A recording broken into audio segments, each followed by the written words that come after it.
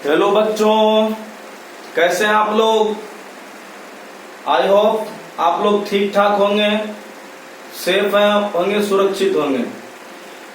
तो आज हम लोग अपवर्तन का एक बहुत ही बेहतरीन टॉपिक पढ़ने वाले हैं, पार्श्विक विस्थापन, जिसको हिंदी में बोलते हैं लेटरल डिस्प्लेसमेंट, या शॉर्ट में इसको एलडी लिखा जाता है, लेटरल डिस्प्लेसमेंट। और उसके लिए हम लोग फॉर्मूला भी ज्ञात करेंगे और उसके सारे कॉन्सेप्ट को देखेंगे। बहुत ही बेहतरीन क्वेश्चन है ये। चलते हैं अब टॉपिक पर, क्वेश्चन पहले लिख लेते हैं। पार्श्विक विस्थापन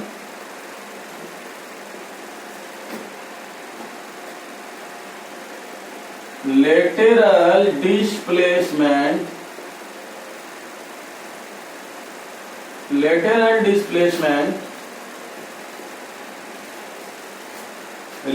डिस्प्लेसमेंट क्या है? व्यंजक प्राप्त करें,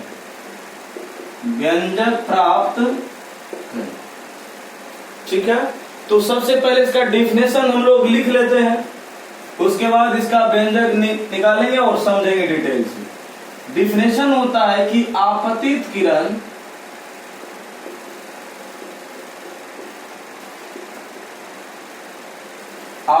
किरण एवं निर्गत किरण के बीच के लंबवत दूरी को पार्श्विक विस्थापन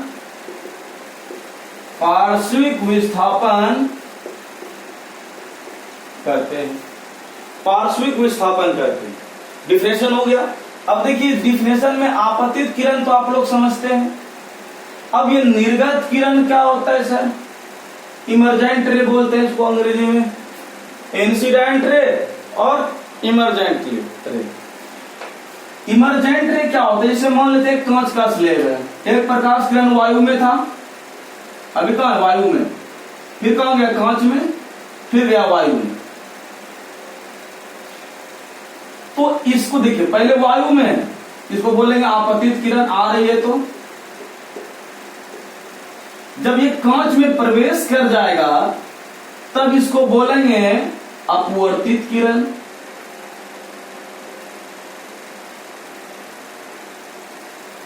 और फिर जब वायु में चला जाएगा तब इसको बोलेंगे हम लोग निर्गत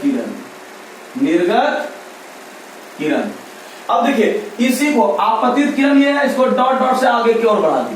तो आपतित किरण और ये निर्गत किरण के बीच जो लंबवत दूरी है, इसी को हम लोग बोलते हैं पार्श्विक विस्थापन, लेटरल डिस्प्लेसमेंट। यही वाला है लेटरल, ये दोनों का जो बीच का लंबवत दूरी है, एलडी, इसी को बोलते हैं एलडी, लेटरल डिस्प्लेसमेंट।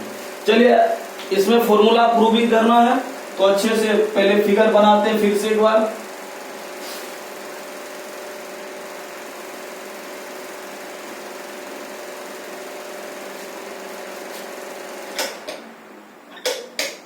चलिए, तो एक कांच का स्लैब ले लेते हैं, ABCD।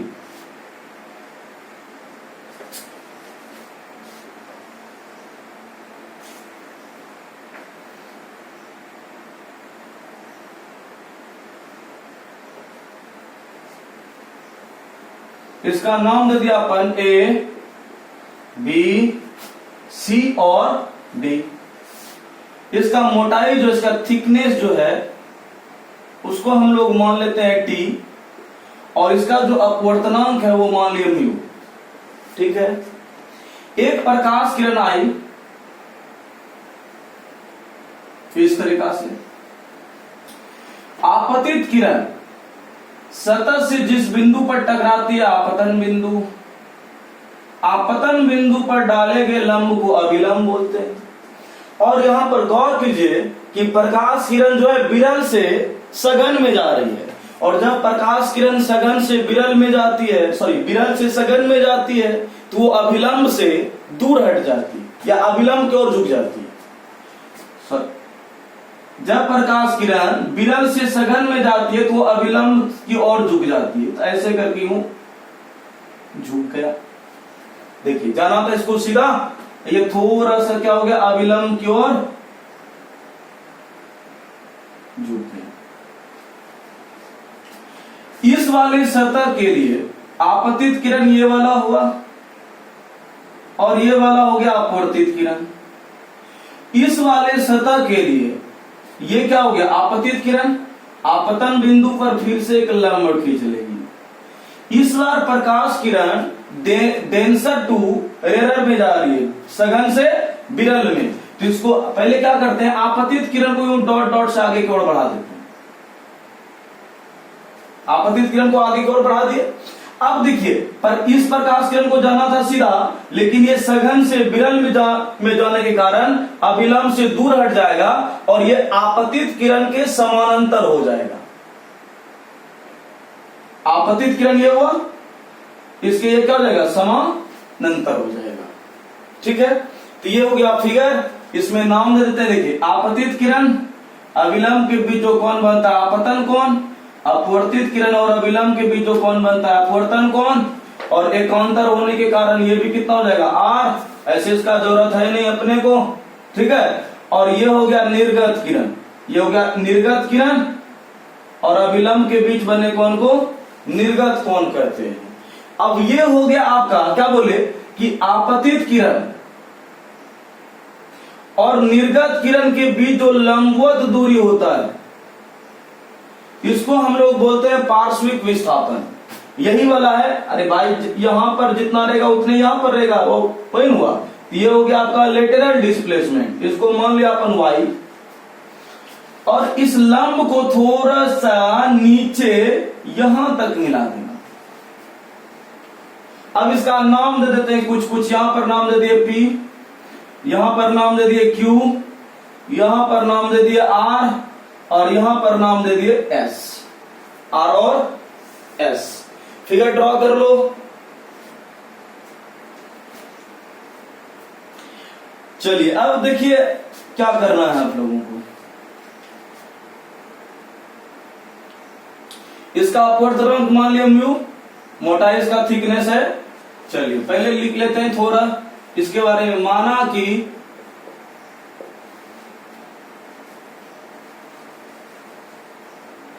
स्लैब का मोटाई टी, स्लैब का अपवर्तनांक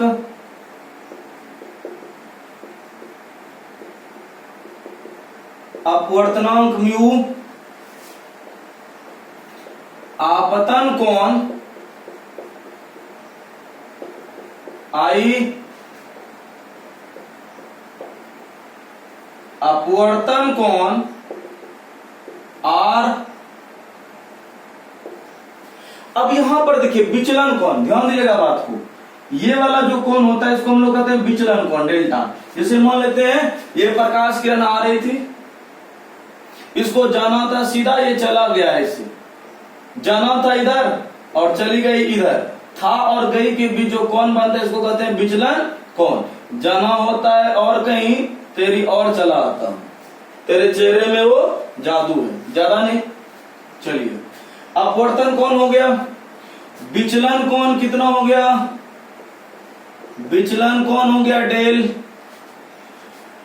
विचलन कोण कितना हो गया डेल, और निर्गत कोण हो गया ई।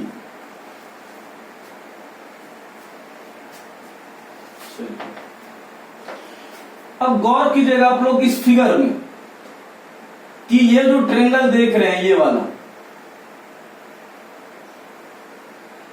वाला ट्रेंगल में ये जो कोण है कितना है 90 इसको बाहर बना लेते हैं। यहां तक हो गया। चलिए इसको बाहर में बना लेते हैं। देखिए इस तरीका से है, P यहां पर है, Q और ये हो गया R। ये अपना 90 डिग्री है। और ये वाला जो कोण है ये आर है, ठीक है। हमको इसका मान जानना, ये वाला का मान यदि फिर ये पता चल जाएगा तो फिर ये इस त्रिभुज में जो है फिर इसको निकालना है हमको। तो पहले इसका मान निकालना है, पी आर का मान निकालना है। देखिए ये वाला हमको दिया हुआ है, ये वाला कितना है, इसका मोटाई ये है टी, ये वाला दिया हुआ है और ये हमको निकालना है। देखिए 90 के सामने वाला जो होता है भुजा वो होता है कर्ण, जिसको कहते हैं हाइपोटेनियस एच, ठीक है। और जिस कोण का बात कर रहे हैं, जिस कोण के लिए हम लोग लेंगे उसके सामने वाला भुजा जो होता है लंब। तो ये हो गया आर वाले कोण के लिए हो गया लंब और ये हो गया आधार। तो हमको ये पता है और ये निकालना है। तो आधार और कर्ण में रिलेशन कैसे निकलेगा, आधार और कर्ण, तो कॉस लगाएंगे सर, तो लिखेंगे कॉस आर बराबर कितना हो जाएगा कि कॉस आर बराबर इसमें क्या लग जाएगा बताइए, आधार यानी पी क्यू बटे पी आर, ठीक है। तो हो गया कॉस आर पी क्यू के जगह पर कितना हो गया टी और यहां पर हो गया पी आर। अब यहां से पी आर का मान निकाल लीजिए क्रॉस मल्टीप्लाई करके, तो पी आर बराबर हो गया टी बटे कॉस आर, इसको मान लेंगे इक्वेशन फर्स्ट। उतारिए इसको पॉज करके,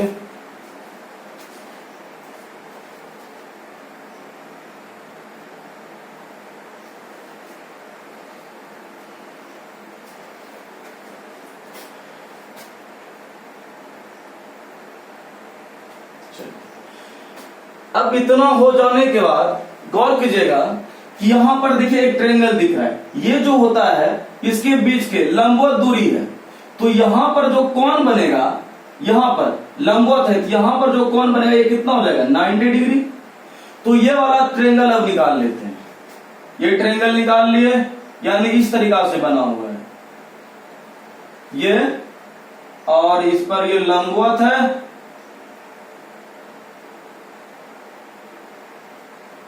और इस तरीका से बना हुआ है, और यहां पर ये 90 डिग्री होना चाहिए इस तरीका से। ये वाला ट्रायंगल हो गया P, यहां पर हो गया R और यहां पर हो गया S। ये जो एंगल दिया हुआ है आपका 90 हो जाएगा, और ये वाला एंगल है डेल्टा, ठीक है। अब देखिए ये वाला भुजा हमको पी आर का मान तो पहले निकल चुका है, अब पी आर हमको पता है और ये वाला हमको निकालना है, वाई है ये वाई जिसको माने हुए हैं। थोड़ा यहाँ पर छूट गया, थोड़ा सा यहाँ पर लिख लीजिएगा कि पार्श्विक विस्थापन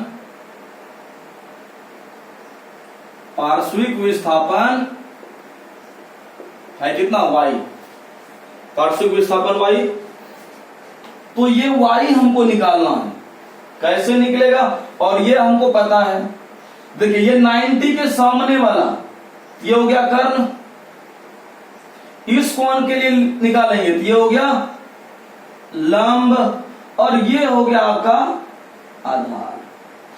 तो हमको ये देखिए इसके और इसके बीच में रिलेशन निकालना है, यानी कर्ण और लंब में। तो क्या लगेगा साइन, तो गया साइन डेल्टा बराबर साइन, यानी ट्रायंगल किसमें लिख लेते हैं पहले, ट्रायंगल पी आर एस में साइन डेल बराबर कितना हो जाएगा, तो इसमें हो जाएगा लंब, यानी ये हो गया आर एस बटे पी आर, चलिए उतार लीजिए।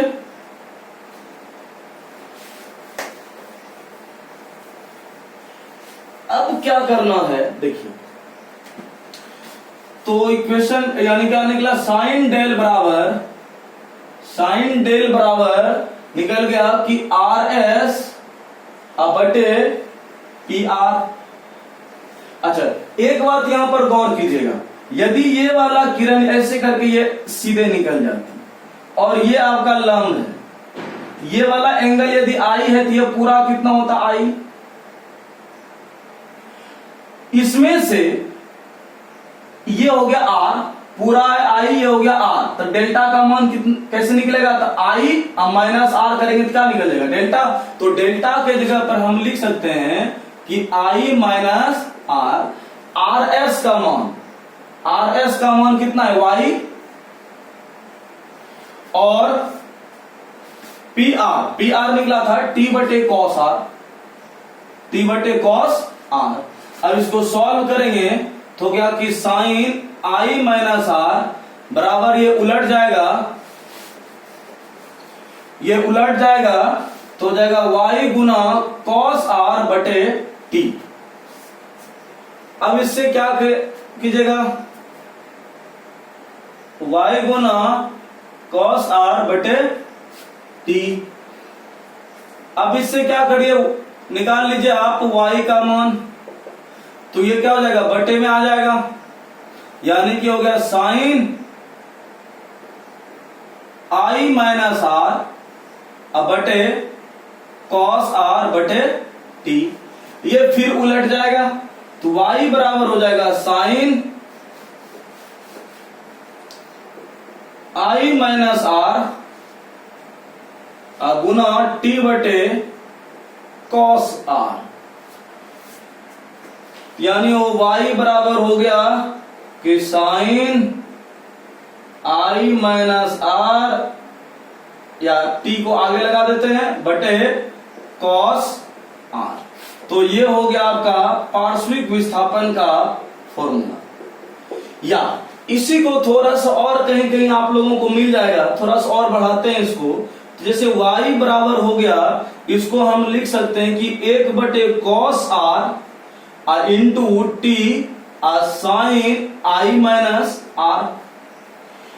इसको 1 बटे कॉस आर तो क्या होता है सेक आर ना, तो सेक थीटा बराबर 1 बटे कॉस थीटा। तो 1 बटे कॉस थीटा को क्या हम लोग क्या लिख सकते हैं सेक थीटा।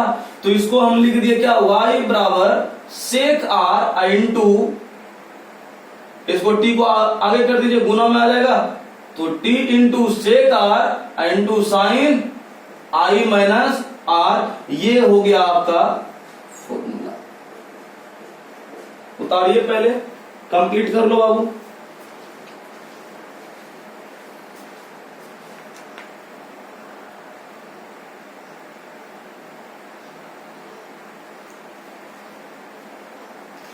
अब एक आध दो रिमेंबर पॉइंट इसका देख लेते हैं,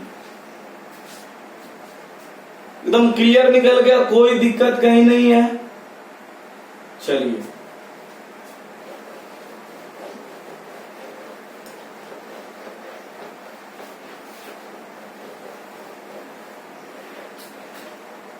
तो y बराबर जो फॉर्मूला मेरा निकला t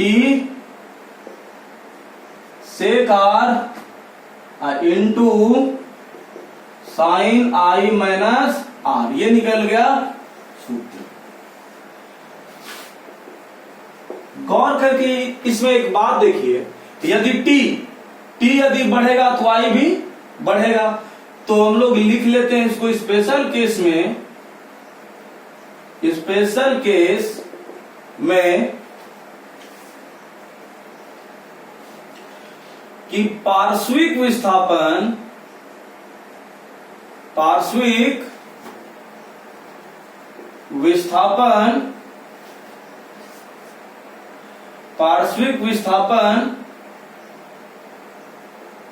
स्लैब के मोटाई के समानुपाती होता है, यानी कि y समानुपाती t।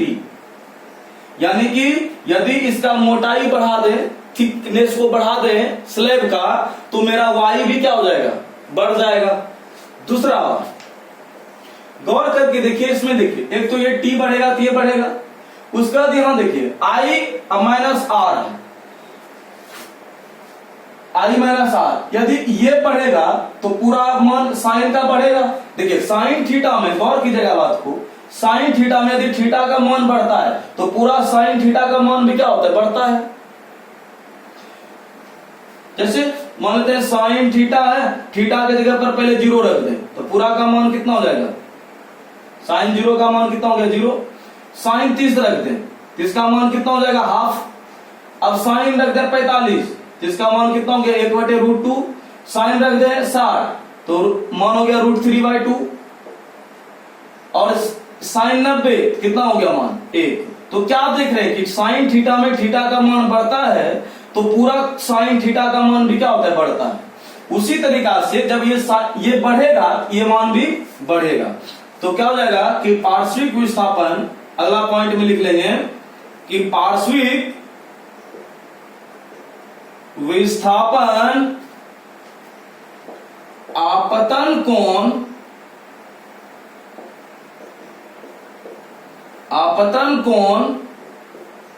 के समानुपाती होता है। यानी आपतन कोण के समानुपाती होता है, यानी कि हो गया y और समानुपाती देखिए साइन क्या है आई माइनस आर।